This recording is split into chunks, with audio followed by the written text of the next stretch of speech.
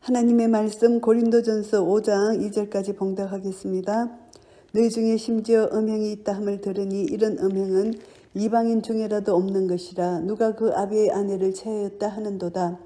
그리하고도 너희가 오히려 교만하여져서 어찌하여 통한이 여기지 아니하고 그 일 행한 자를 너희 중에서 물리치지 아니하였느냐. 아멘. 고린도 교회가 음행으로 인하여 지금 심각한 상태에 있습니다. 성적으로 부도덕한 이 고린도 교회는 세상과 다름이 하나도 없습니다. 그래서 음행이 있다는 소식을 들었는데 아비의 아내를 취하였다는 그런 소식입니다. 이것은 이방인 중에도 없는 것입니다. 이방인도 이런 죄를 범치 않는다. 그러니까 얼마나 끔찍한 죄입니까? 이방인도 이런 죄를 범치 않는 이 죄를 교회 안에 성도라 부름을 입는 자들에게 이런 죄가 드러났다는 것, 이것은 하나님의 이름을 모욕하는 것이고 정말 교회 이름이 이 한 사람으로 인하여 하나님 이름이 치욕스러운 그런 데까지 이른다는 것, 이것을 생각할 때 너무나 끔찍한 그런 범죄입니다.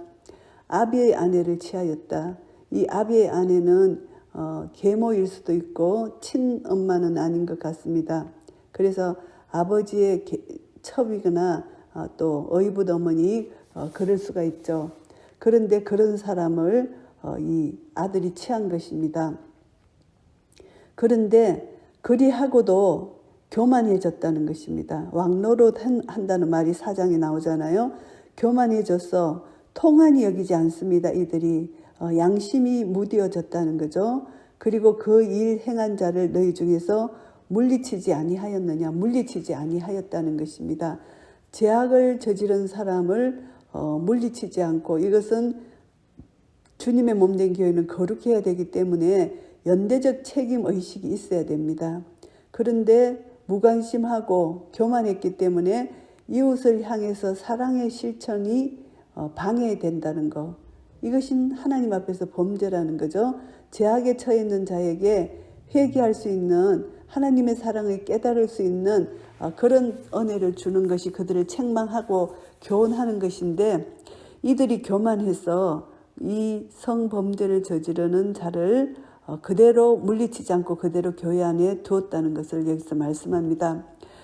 그래서 내가 실로 몸으로는 떠나 있으나 영으로는 함께 있어서 거기 있는 것 같이 이 일 행한 자를 이미 판단하였노라. 바울이 이 소식을 듣고 이제 이를 책망한다는 것입니다. 주 예수의 이름으로 너희가 내 영과 함께 모여서 우리 주 예수의 능력으로 이런 자를 사단에게 내어주었다. 이렇게 표현을 합니다. 사단에게 내어주었다. 이것은 교회 밖에서 일어나는 일, 그리스도의 밖의 일이기 때문에 사단의 영역이라는 거죠. 그래서 이 엄연한 자는 이미 사단에게 내어준 것과 똑같다는 겁니다. 그래서 육신은 멸하고 영은 주 예수의 날에 구원을 얻게 하려 함이라. 이 사단에게 내어줬다는 이 표현, 교회 밖에서 있는 것 같은 사단의 영역이라고 생각하는데, 육신은 멸해야 되고 영은 예수의 날에 구원을 얻게 하기 위해서 이는 반드시 사단에게 내어주는 행위, 이것은 심판, 구원, 임시 조치를 한다는 뜻이라고도 볼 수가 있는데, 엄행한 자들을 사탄에게 내어주는 교회의 심판은 잠시 일시적인 것입니다. 영원한 것이 아닙니다. 궁극적으로 회개하고 영원한 그리스도의 심판 앞에 설 수 있도록 이렇게 사랑의 징계를 내리는 것이죠. 그래서 하나님의 사랑이 그들에게 미칠 수 있는 기회를 제공해 준다는 것, 회개하고 돌아올 수 있도록 한다는 것. 그래서 사단에게 내어주었으니 이렇게 표현을 합니다. 그래서 징계는 이제 범죄한 영혼에 대한 최종적인 심판입니다. 그래서 회개하고 돌이키면은 일시적으로 고난이 있지만 구원함을 얻을 수 있다는 것, 하나님의 사랑의 배려라고 볼 수 있습니다. 범죄자를 그대로 방치하는 것은 사랑이 아니고 무관심이고 그를 멸망에 빠뜨린다. 그리고 교회의 거룩을 완전히 더럽힌다는 것. 그래서 우리는 참된 징계는 참 중요하다. 이것은 사랑의 마음에서 나오는 것이라야 된다는 거. 그래서 이런 자를 사단에게 내어주었다. 그리고 육신은 멸하고 영은 주 예수의 날에 구원을 얻게 하기 위해서 사단에게 내어주었다는 것입니다. 주 예수의 이름으로 너희가 내 영과 함께 모여서 우리 주 예수의 능력으로 이런 자를 사단에게 내어주었다. 이런 표현을 합니다. 예수님의 능력으로입니다. 인간의 힘과 인간의 방법이 아니라 예수님의 능력으로 사단에게 내어주었다. 이런 표현을 쓰고요. 너희의 자랑하는 것이 옳지 아니하도다. 적은 누룩이 온덩이에 퍼지는 것을 알지 못하느냐. 이들이 이렇게 죄를 저지르고도 자기들이 교만하여 자랑한다는 것입니다. 죄악의 행위를 묵인하는 이런 것이 그들의 자랑으로 착각하는 거죠. 하나님의 사랑을 왜곡하게 되는 것이고 죄악을 용납하고 그들과 더불어 죄악에 빠지는 것, 이것은 정말 잘못된 것이라는 것, 이것을 여기서 말씀하고요. 이 적은 누룩이 온덩이에 퍼진다. 이 죄가 교회에 이렇게 점점 퍼지게 된다는 것. 누룩은 퍼지잖아요. 그래서 죄 덩어리가 점점 퍼져서 이 작은 누룩, 죄가 점점 퍼져서 온 교회를 더럽히는 누룩의 덩어리, 죄의 덩어리가 된다는 것입니다. 너희는 누룩 없는 자인데 새 덩어리가 되게 하여 묵은 누룩을 내어버리라. 새 덩어리가 되기 위해서는 묵은 누룩을 내어버려야 됩니다. 누룩 없는 자였습니다. 우리는 예수 그리스도 안에 있는 고린도 교회는 누룩이 없는 자라고 칭해 줍니다. 그래서 우리는 죄가 있지만 죄가 없는 의롭다 여김을 받는 것으로 칭해 준다는 거죠. 예수님의 보혈로. 그래서 누룩 없는 자인데 묵은 누룩이 들어왔으니까 묵은 누룩을 내어버려라. 우리의 유월절 양 곧 그리스도께서 희생이 되셨느니라. 예수님께서 이미 십자가 보혈의 능력으로 희생이 되셨기 때문에 이제 이들은 무교병에 참여한 자들이라는 거죠. 그래서 더 이상 누룩 있는 떡을 먹지 않는다는 것을 여기서 그렇게 설명을 합니다. 그래서 묵은 누룩을 내어버리라는 것이 예수님이 이미 유월절 어린 양으로서 희생이 되셨기 때문에 너희들은 묵은 누룩을 내어버려라. 이미 이들의 신분은 더 이상 죄의 지배를 받지 않고 그리스도 안에서 새로운 피조물이 되었다는 것을 여기서 말씀합니다. 그렇기 때문에 하나님 명령에 순종하는 신분이라는 것을 다시 한번 상기시키는 말씀입니다. 거듭나지 못한 자들이었다면 바울은 이들에게 묵은 누룩을 제거하라고 말하지 않았을 것입니다. 그래서 누룩 없는 상태는 그리스도인의 삶의 실제적인 상태이기 때문에 그들이 다시 묵은 누룩으로 돌아갈 수 없는 신분이라는 것을 강조하는 그런 내용입니다. 이러므로 우리가 명절을 지키되 묵은 누룩도 말고 계약하고 악독한 누룩도 말고 오직 순전함과 진실함에 누룩 없는 떡으로 하자. 악독한 누룩, 계약하고 악독한 누룩, 이것을 하지 말자는 것입니다. 묵은 누룩으로도 하지 말자는 것입니다. 그리스도의 몸과 피를 먹고 마시는 자는 다시 범죄할 수 없는 것과 같습니다. 새로운 명절에 참여하는 자들은 예습관, 제약된 누룩을 가지고 새 덩어리에 참여할 수 없습니다. 그래서 새 명절을 지키는 자는 순전함과 진실함으로, 이것이 그리스도인의 삶의 특징입니다. 그것으로 새 명절을 지키자. 새 덩어리가 돼야 된다. 이것을 여기서 강조하는 말씀입니다. 내가 너희에게 쓴 것에 음행하는 자들을 사귀지 말라 하였거니와. 이 말은 세상에 음행하는 자들이 아니라는 겁니다. 교회 안에 음행하는 자들, 세상에 음행하는 자들을 사귀지 말라 하면 우리가 복음을 전할 수가 없잖아요. 세상에는 음행하는 자, 탐하는 자, 토색하는 자, 우상숭배하는 자, 이런 자들이 많습니다. 이런 자들을 복음 전해야 되기 때문에 우리는 이런 자들과 사귀지 말라는 그런 말이 아닙니다. 그런 말이라면은 세상 밖으로 나가야 되는 그런 위치라는 거죠. 그러나 그런 것이 아니고 세상에서 우리는 이들과 함께 지내고 살고 있습니다. 그러니까 그들과 사귀지 말라 이런 뜻이 아니고 이들에게는 복음을 전해야 될 책임이 있습니다. 교회 안에서 이렇게 음행하는 자, 이런 자들에게는 사귀지 말라는 것입니다. 어떤 형제라 일컫는 자가 엄행하거나 탐남하거나 우상숭배를 하거나 후욕하거나 술 취하거나 토색하거든 사귀지도 말고 그런 자는 함께 먹지도 말라 이렇게 말씀합니다. 왜냐하면은 고린도 교인들은 형제라고 일컫는 자 중에 있는데 이들이 범죄를 하는데 회개할 줄 모르는 사람이 있을 때 그들과 교제를 하게 되면은 그들은 회개를 절대 하지 않는다는 거죠. 그래서 그들과 교제를 단절하고 그들을 이제 탈퇴시킬 때 이 회중에서 그러면 이들이 이제 범죄에서 회개할 수 있는 기회를 주시고 또 고린도 교인들은 또 거룩함을 유지할 수 있는 보호받을 수 있는 그런 최선의 방법이 바로 이것이라는 거죠. 그러니까 교회 안에 있는 자들은 반드시 책망을 해야 되고 그리고 엄행하는 자들이 교회 밖에 있는 자가 아니고 교회 안에 있는 자들에게는 반드시 회개하고 회개한 자들에게 또 다시 한번 하나님의 구원의 기회가 주어진다는 겁니다. 그래서 외인들을 판단하는데 내게 무슨 상관이 있으랴마는 교중 사람들이야 너희가 판단치 아니하랴. 교회 밖의 사람들은 상관하는 것이 아니다. 그러나 교회 안의 사람들은 반드시 이렇게 책망하고 교훈해 줘야 된다. 그래야만 그들이 죄에서 구원함을 얻을 수 있다는 거죠. 외인들, 교회 밖의 사람들은 하나님이 판단하시려니와 이 악한 사람은 너희 중에서 내어 쫓으라. 교회 안에서 건징하고 치리가 필요하다는 것을 말씀합니다. 그래서 이제 마태복음 우리가 18장 말씀을 보시면 이런 말씀이 있습니다. 내 형제가 죄를 범하거든 가서 그와 그 사람과만 상대하여 권고하라. 만일 들으면 내가 내 형제를 얻은 것이요 만일 듣지 않거든 한두 사람을 데리고 가서 두세 증인의 입으로 날마다 정참케 하라. 말마다 정참케 하라. 만일 그들의 말도 듣지 않거든 교회의 말하고 교회의 말도 듣지 않거든 이방인과 세례와 같이 여기라. 똑같은 말씀이죠.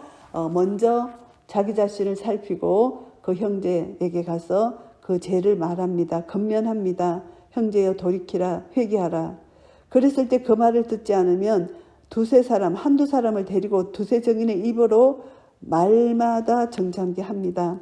그런데 그 말도 듣지 않으면 이제 교회 회중에게 말하고 교회 말도 듣지 않으면 이방인과 세례같이 여기라는 것입니다. 왜냐하면 교회의 거룩을 유지하기 위해서 교회는 성령님이 운행하시는 거룩한 교회이기 때문에 교회를 더럽히면 안 된다는 것이죠. 그래서 오늘 고린도전서 5장 말씀을 정리하겠습니다. 1절부터 8절까지는 고린도 교회 내에서 성적 부도덕한 그런 것을 책망하면서 그들을 징계하라고 말씀합니다.